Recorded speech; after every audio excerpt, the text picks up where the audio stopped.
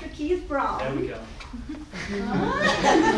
So thank you so much for coming to talk about public scholarship and writing for diverse audiences. And those of you guys who are in my Culture of Russian Terrorism class, you are about to start a project where you will be writing for diverse audiences, right? So please you listen carefully. Dr. Keith Brown, I don't have any notes, but he is the director of the Melikian Center at Arizona State University.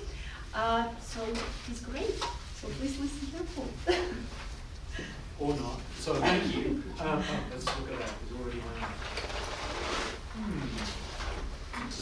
Sabotage. So thank you for the invitation. I'm always very excited to talk about public-facing work. The Melikian Center, as Dr. Myers indicated, we're a Center for Russian, Eurasian, East European Studies. We've been a national resource center since August 2022. And one of the things we're trying to emphasize in our profile building is figuring out how to translate between classroom expertise, the expertise that you all have, and public audiences, because we feel, so I feel, I shouldn't speak for others, but I had a colleague at a previous university where I worked whose kind of mission statement was, one of the biggest threats to international peace and security is an underinformed US public. And so I feel like there's knowledge in this room, there's knowledge on a lot of campuses, and we don't always do a good job of converting that knowledge out into the world. So I love that you're doing this assignment. You're going to put something out there in the world. Those of you, who's in Russian terrorism? Okay, good. So you're going to be putting something out there based on your knowledge. So I have 12 slides. I'll sort of dip through them, I think. But I want to start by asking you folks who are in Russian terrorism, like, what are you planning to write about? Do you know yet? Yeah, I have an idea. It's not like fully fleshed out. Okay. But there's a person in the Israeli government who was, like, the basic idea is something that Dr. Meyer mentioned in class, like the idea that someone who's now in the establishment government has been like re-legitimized, but was previously considered illegitimate, and by some sectors of society to be a terrorist or in a terrorist organization. Okay. And there's someone in the Israeli government right now who fits that description based on another class that I'm in. And he's now the minister for national security.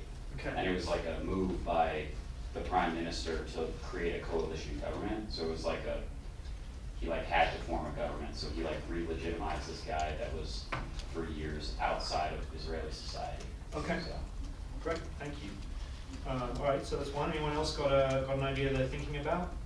Yeah. Yeah, so I was probably going to be doing something on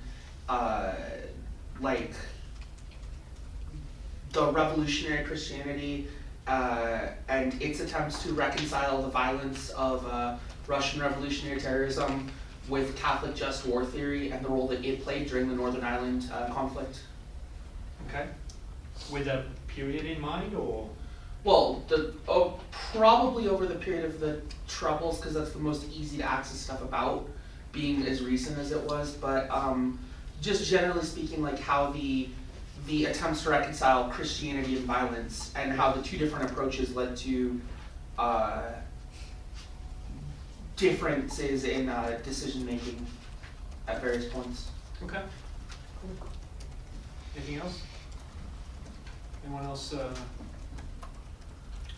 So anything Russian? Anyone doing anything Russian? Or is that? I mean, those two are not.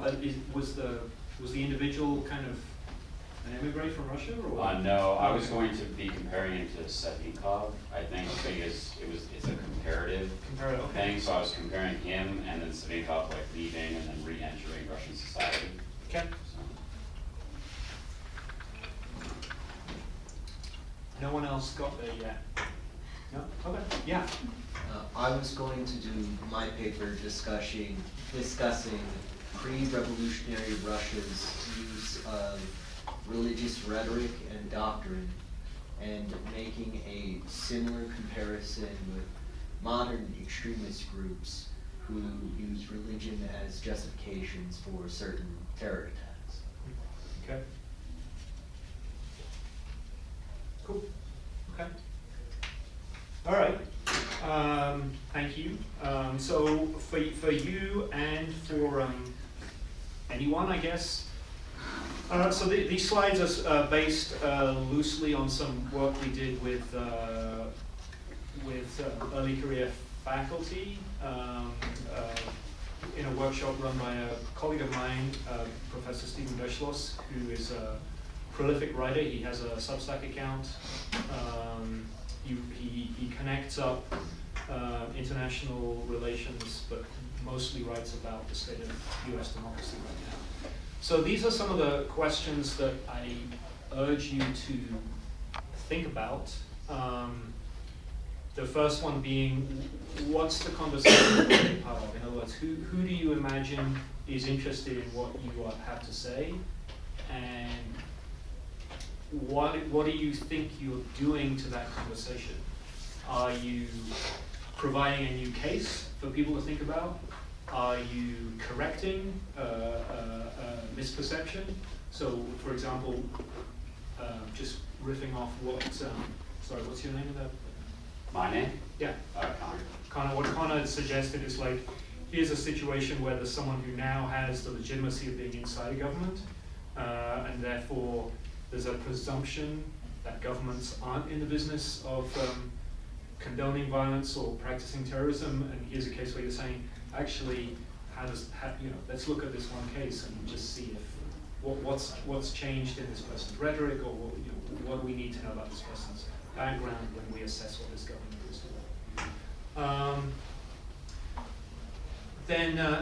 So the big question that I think you're all, I hope, grappling with in this assignment is remembering that even though, presumably, Professor Meyer is going to read and grade your assignments, you're not really writing this for her. I mean, you are, and that's your kind of impetus, but you shouldn't presume that everyone reading it is as knowledgeable as Professor Meyer.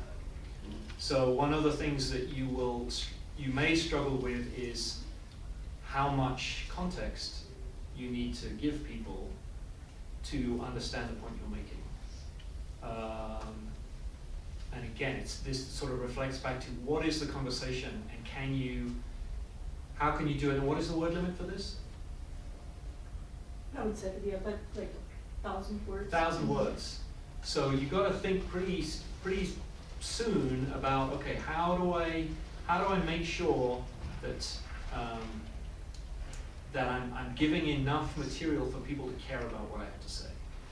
So one of the things you might want to think about is what's the question that you're answering, and who do you imagine cares about that question, and how do you frame your question in a way that hopefully your audience is going to care about. So this is a sort of first set of starting questions, which I think Professor Meyer already has. You can go back to them. The other thing I want to flag here is this bolded distinction between timely or evergreen.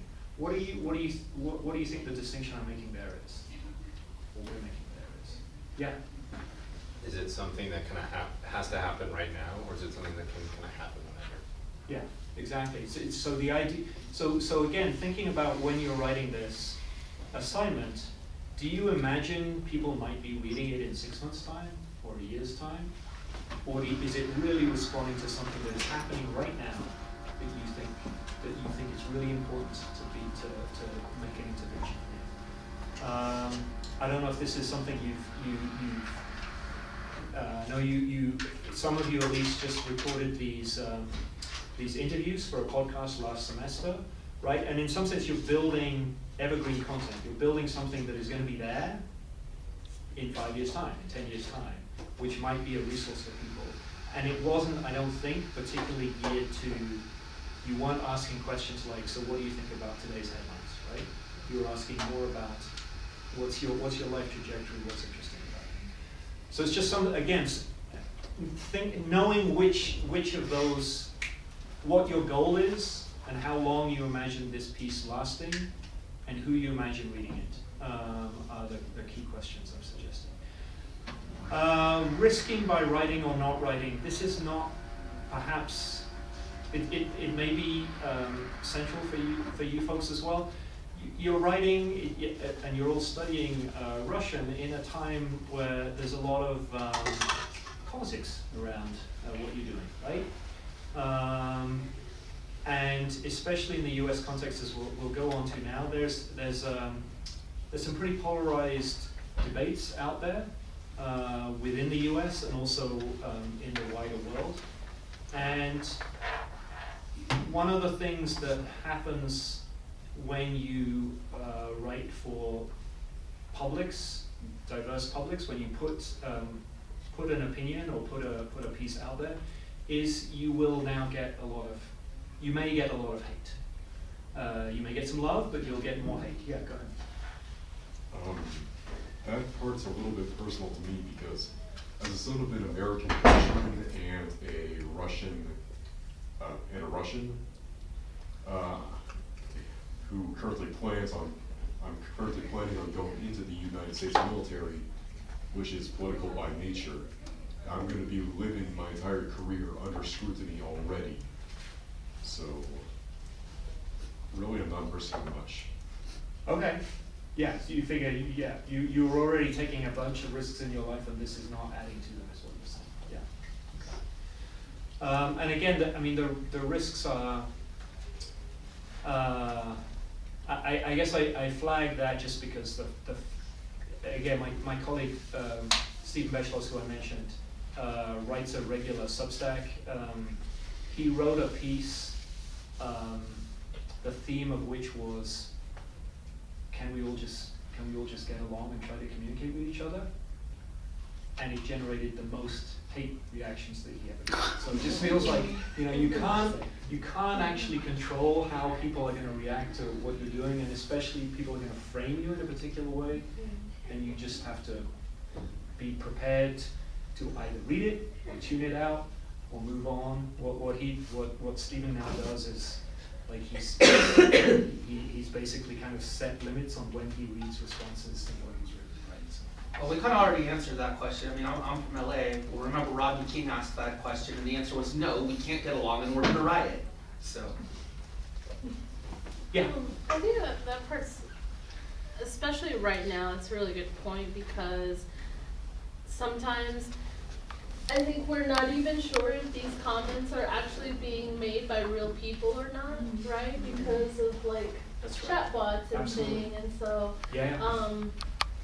sometimes when I read these things that people put out there, and then I look at the comments, and I do wonder, like, as the writer of this piece, like, how do you deal with, what do you look at, what do you read, what do you take personally, and what do you not, if it's especially something that you really care about. Yeah.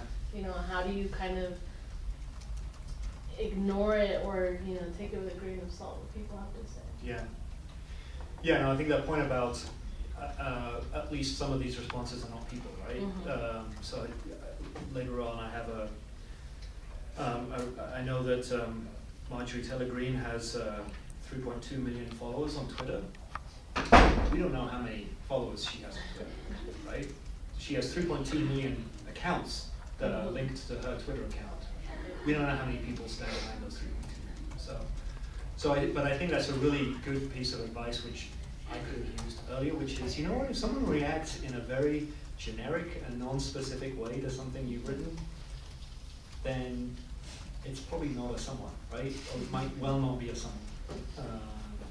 So yeah, just being aware of the algorithms, but at the same time, not letting that.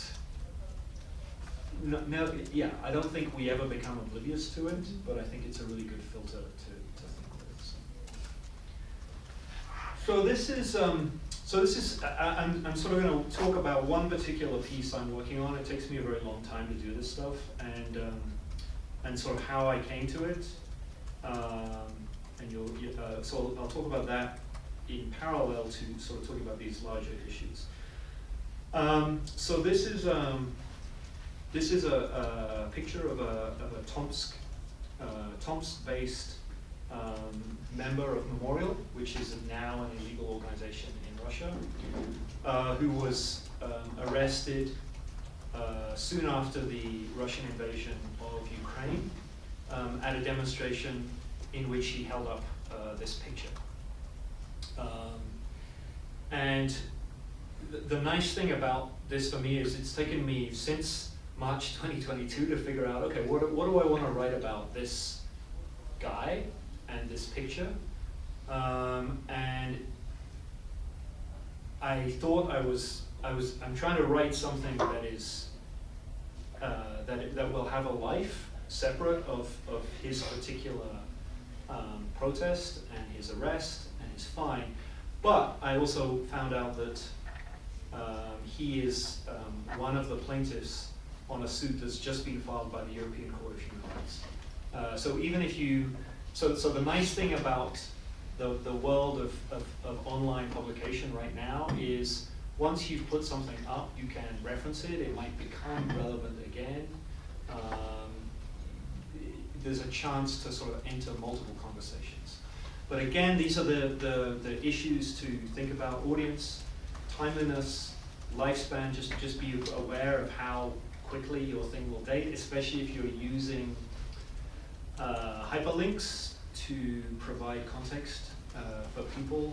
So rather than use your 1,000 words to fully rephrase something, if you use a hyperlink to give people context if they need it, just be aware that hyperlinks may go away, may break over time. Visuals is always an issue of copyright and making sure you have the rights to images. This one I don't have rights to, so it's in this slide presentation, but I'm not using it elsewhere.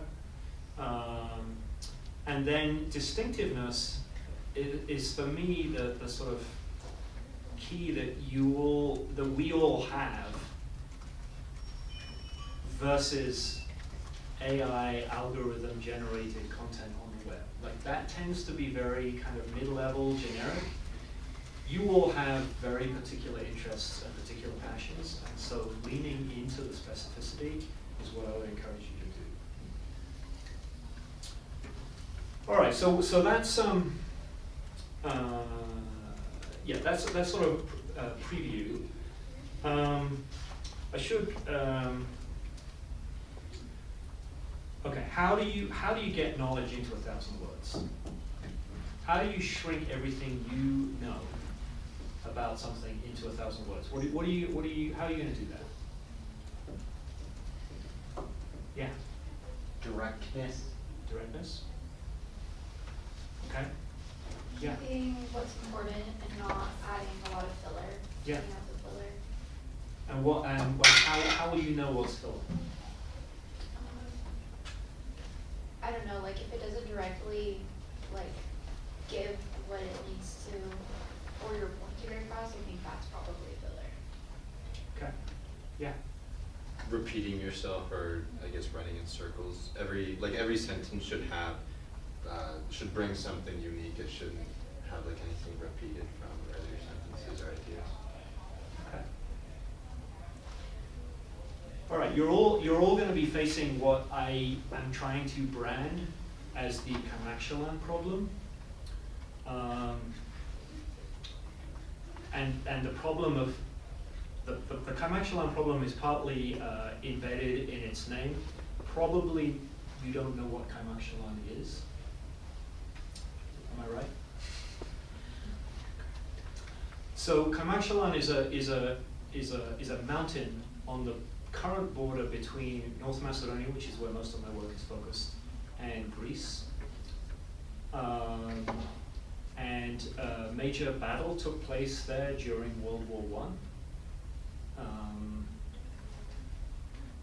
And this is what Rebecca West, the author of Black Line Grey Folka, which is this amazing book about Yugoslavia and interwar Yugoslavia, this is what she said about Kamakshalan. Aware that she was writing about Kamakshalan in a book that had 1,400 pages. So she says, what is Kamakshalan? A mountain in Macedonia, but where is Macedonia since the peace treaty? This part of it is called South Serbia. And where's that? In Czechoslovakia or Bulgaria? And what has happened there? The answer is too long, as long indeed as this book, which hardly anybody will read by reason of its length. Here is the calamity of our modern life. We cannot know all the things which it is necessary for our survival that we should know. So this, for me, is like the whole point of Black Land, Grey Falcon, and it's on page 773. I feel she should have written this on page 1, and then just maybe just stop the book on page 10. You know, just like, here you go. And if you want more, here it is. But don't bury your point until the end of whatever you're reading. You want your point, you want your takeaway right up front, right? And that point should carry some urgency. It's like basically your reader is going to decide, do I want to read this or not? And they're going to make that decision in the first few sentences. So as you all said, no filler, no throat clearing, no like, so given the auspices of this, and given the constraints of time, I'm going to spend some time, here's what we're going to do in this piece, it's going to be very interesting. Just say what it is, right? And then hopefully after that, use, as you suggested, each sentence or each paragraph to just flesh out a little bit more of what that core question is to help someone understand why it matters and what's interesting about it. Did anyone already know why I had baby shoes on the front page of this presentation? I think I did. People familiar with? Yeah, go ahead. I think it's that Hemingway quote. It is that Hemingway quote. Yeah. Yeah, which has spawned a whole genre, 6-word stories. For sale, baby shoes never worn. What does that story tell you already? They were bought but never needed because of something tragic. So you know that's a tragedy, right? You at least, yeah. That's my read. Anyone else get anything else from that story? Maybe someone's just trying to corner the market on baby shoes. Accidentally put the quantity they wanted in the size, and vice versa. Yeah. Yeah, that would, for sale, baby shoes, never worn, thousands available. I don't know, but yeah, that's true. That is a cynical read. I'm sort of more in the tragic mode, but I hear you.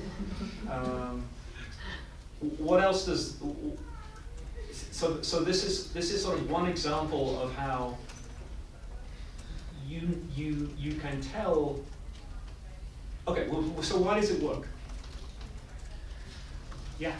I think because it captures not just the tragedy, but also the hope and aspiration of these new parents who are looking forward to having a new baby, and then to go from that joy and hope to that heartbreak is really powerful. I think it also makes the reader, I guess, interact with it mentally. A lot of times you'll find exposition that's kind of forced down your throat, and it's kind of just laid out all for you, where the reader has to put thought into it. And as like we went over before, there's multiple interpretations to it. Obviously, like writer may have intended one thing, but people can interact it with any way they want. Yeah. So that's the kind of that's the kind of this amazing. Sorry, do you want to say something? So the 6-word story is a form that is out there. For me, part of the magic of this is it connects with most people, right, across cultures, and something that most cultures do is hopefully exist across generations. If it was for sale, sniper rifle never used, right? Less tragic. But this point, the baby shoes never being worn is about some kind of pathway that's not taken, and in this case, it's a tragic story. A sniper rifle never used, less tragic, right? So it's just to think about, what's the kind of emotional pull of that particular story. Then these other quotes, Michael and Duchess, in the skin of a lion, again, like Rebecca West, kind of has this amazing point, and it's on page 146 of the novel. I actually had a chance to ask him, why wasn't this the first sentence of the novel? And he kind of slumped his shoulders like, yeah, people keep asking me that, you just gotta get it. You gotta stick with it. The image up here is a Picasso piece. Obviously, which of those do you think of as most expressing what the point of the picture is? Which image for you is the one that grabs you? Right, there's 11 pictures of cows up there. What's Picasso telling us? What can we derive from this?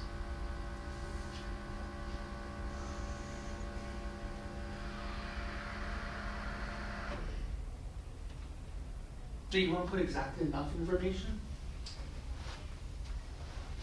Because for me, the top left is the one that's most clearly, okay, that's a cow, it's not Yeah. a wild boar, that's not a buffalo. Yeah.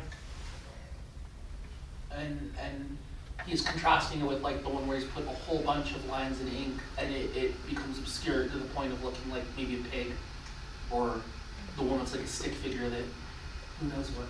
Mm-hmm. Yeah.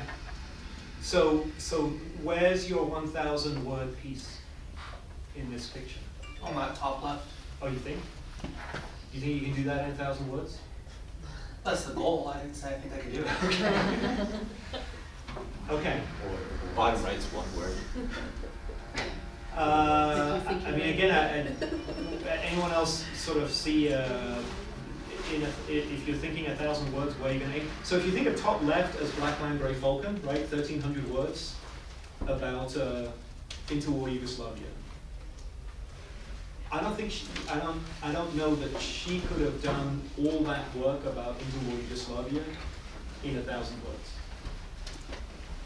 So that's what I'm suggesting, like, you can aspire to reproducing that top left image when you're writing 1,000 words about something, but that's a really tough task you set yourself.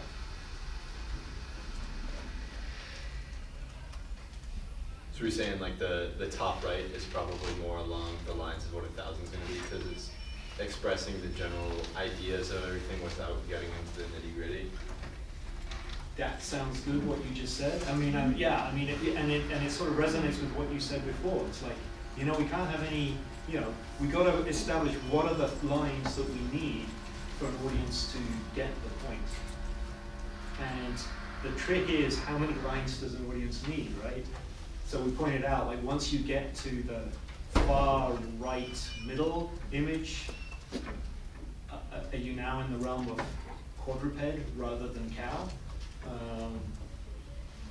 But this idea of like, okay, what are the core elements of what I'm trying to get across? Because I've only got 1,000 words, right? So, yeah. What I see is that maybe two on the nose, one around room for nuance and interpretation as well. Okay. So can you share with us what you're planning to write about that you want to keep nuance in mind? Because I hear you, but tell me what. She's not in your class. Okay. All right. Yeah. Okay.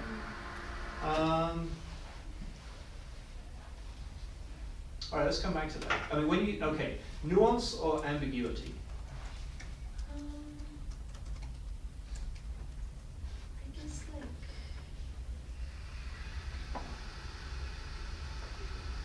I struggle with kind of like conveying my feelings, but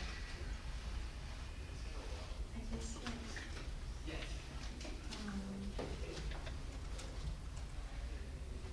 don't really know how to convey it. It's just something I feel like you don't want to overanalyze. Okay. And like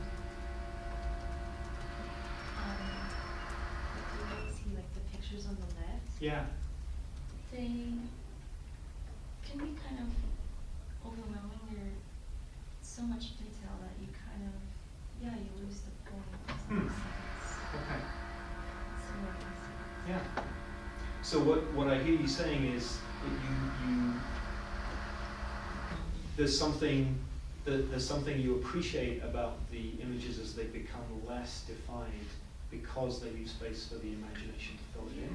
Okay. All right. Yeah. No, I think that's right, and I think again, what comes of this is like a piece that, as I'm looking at, right, is a piece that lands as preachy is not always very effective, Yeah. right? A piece that leaves it up to an audience to, you know, present some information and then say, okay, I'm not going to tell you what to think about this. You guys, yeah. That's how I feel. Okay. Like maybe Rebecca West's is the bottom left. Bottom left. Right. Okay. And it's just too much, like 1,400 pages. And Yeah, yeah. And then you don't even know what it's really supposed to be Yeah. because there's too much. Yeah, right. It's almost like it can sort of tip over into this like, what is it you want me to get from? Getting lost in the yeah. details. Yeah. Okay. All right, and then the last quote here is just my. This is from David Mamet, a writer and film director, and this is one of my favorite quotes of his. He's talking about. He's talking about the way film works, and the way that meaning emerges in film, not necessarily from the content, but the way things work together. So this is, for me, this is kind of a little bit linked to the way that he has written about the film Casablanca. Has anyone seen the film Casablanca? Yeah. Okay. Anyone else? Okay. All right. Seen most of it. You guys should see the film Casablanca. But there's a very powerful scene where Humphrey Bogart playing an American in Casablanca who runs a bar which is providing exit visas for people fleeing Nazi Germany, and a bunch of German officers march in because Casablanca is notionally kind of neutral ground, and Humphrey Bogart sees them march in, and they're singing a German Nazi war song, I think, and he just nods to the orchestra who struck up the Marseillaise, which is the French national anthem, and it's this moment of like, wow, look at that, look at Humphrey Bogart just nailing it, sticking it to those Nazis. And apparently what the way the director shot that was, he said to Humphrey Bogart, I want you to stand over the top of the stairs and nod.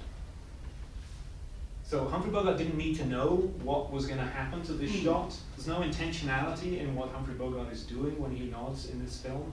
The meaning emerges from the way the director put the scenes together. How is that relevant to writing? Yeah, I should have thought about that more. But I mean, I guess it comes back to this point about not repeating yourself, right? You don't have to make the same point multiple times, and each sentence doesn't have to make a point. Each sentence should contribute to the larger point. So. But wouldn't have been there for life imitating art, because I've seen a video of roughly that exact same thing done, where people show their distaste at soldiers being there by having the band strike up a song that is going to be offensive to the soldiers. And in this case, it was again during the Troubles, and so they struck up a song that basically implied that the British Army were gay, to show them that they weren't wanted in that particular bar. And that's definitely art, life imitating art, because Casablanca was what, 40s? Yeah. No, 50s it was from probably. Yeah. 40s. It was from the 40s. Yeah. Yeah. So that's very interesting. Okay. Good. All right. So this is where I wanted to talk a little bit about Russia and contributing to public debate about Russia's foreign policy. So these are some of the things that experts on Russia and Russian terrorism might actually want the US public to know about President Putin's regime. So that's a shot from Grozny in Chechnya in 2000, which as you know from this course, was one of the first most brutal counterinsurgency campaigns waged under President Putin's leadership of Russia. In the middle there is the cover of a play, 1 hour, 18 minutes, which is based on the last 78 minutes of Sergei Magnitsky's life. Does anyone know what the Magnitsky Act is? So the Magnitsky Act was passed by the US Congress during President Obama's presidency, and it was named in honor of Sergei Magnitsky, who was an accountant who documented the ways in which the Russian state was basically an organized crime mafia, the way in which they would take over firms and extort their resources, for which he was arrested and beaten to death in prison, dying in 2009. Something that I, for one, and others feel like should be remembered and held and President Putin's regime held accountable for. Shot from Mother from the Beslan school massacre from 2004, when Russian security forces intervening in a mass kidnapping used methods such that almost all the hostages died as a result. The reason I put 2017 in there is that the European Court of Human Rights found that the Russian state was responsible and should pay damages to the families who were impacted by this. Alexei Navalny, does everyone know the story of the Blue Underpants? No. So if you haven't seen, I would strongly recommend the Oscar-winning film Navalny. Alexei Navalny, of course, died earlier this year, was probably killed in a Siberian prison camp. But he had survived a Novichok poisoning attempt by a kill squad sent by the Russian regime. And he managed to prank call one of the members of the kill squad and get them to admit on tape that yes, we administered the Novichok poison in Navalny's underpants. And the only reason he survived was this emergency landing by the flight he was on and then medical treatment. So this is, again, something, especially after Navalny's death, worth recording, acknowledging that this was someone who the Russian state targeted for assassination ahead of his death in a prison camp. Next image from Bucha, 2022, one of the places where Russia committed war crimes during its invasion of Ukraine. And then the last image from the Central African Republic, where the Wagner Group is still active. Basically, it was just we just hosted an ambassador to the United Nations who was explaining to me the way in which United Nations General Assembly, which last year was mostly passing majority votes condemning Russia's invasion of Ukraine, has now pivoted so that the United Nations now is, there are many more countries who will abstain or vote against such resolutions. The reason being that due to Russian paramilitary forces across Africa, for example, Russia is able to hold regimes hostage. It's like, well, you can vote against us if you want, but we will unleash a coup in your country, and we have no qualms about doing so. So these, again, a range of observable facts about the way in which Russia does business in the world, which are less known than they might be. So here's some of the things that the public, quote unquote, and again, he's thinking about what you mean by public and what the public does know about the war in Ukraine. 48% of Republicans and Republican-leaning independents say that the United States is giving too much aid to Ukraine. This is a quote from Marjorie Taylor Greene's post on X, with 3.2 million followers, as I flagged, in November 2023. Anyone who votes to fund Ukraine is funding the most corrupt money scheme of any family ever in our country's history, and forcing the American people to pay for it. And her link in that post was to a made-up story by Russian disinformation agents claiming that Zelensky had just bought 2 yachts. Right? It's a completely made-up story. It's been debunked by most U.S. News agencies. The place where it's posted, the fact that it was a non-existent journalist who supposedly made the story in the first place. And here we are, though, in late 2023, the story is circulating and being used as evidence to drive certain policy decisions and shift people's attention. And then this last one is a friend of mine who is Ukrainian, was having her nails done in Arizona, and making small talk with the Vietnamese nail salon operator, and the response to hearing that the client was from Ukraine, first thing out of the person's mouth, that was very expensive. Popcorn kettle black. Say again? Popcorn kettle black. Do you think he's Vietnamese? Or, yeah. Yeah, it's an interesting, I hadn't really made that connection, but you're right. But I think for me, what it also does is, well, that's really interesting. Here's someone who probably, we don't know how much this person follows the news, we don't know what this person's news sources are, but that is the one thing that person immediately responds when they hear the word Ukraine. So this is these are all kind of observations about the way in which going back to Burisma, going back to the 2020 election in the United States, going back to the fact that it was a phone call between President Trump and Vladimir Zelensky that's triggered the first indictment of President Trump. It's all a kind of reminder of the way in which the interpretations of what's happening in Central Europe are kind of hardwired into US politics right now, and are polarizing public opinion. So again, it's when we say public,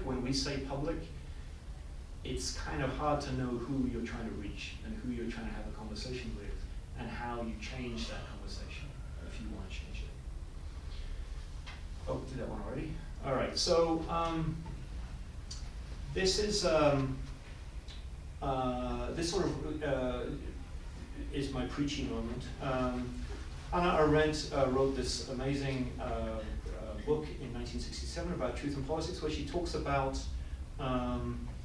the difference between operating in a world where you can identify a single lie, track it down, expose it, and and how you can operate in a world where the lies are so extensive and so pervasive that the result is, as she said, complete rearrangement of the whole factual texture, the making of another reality.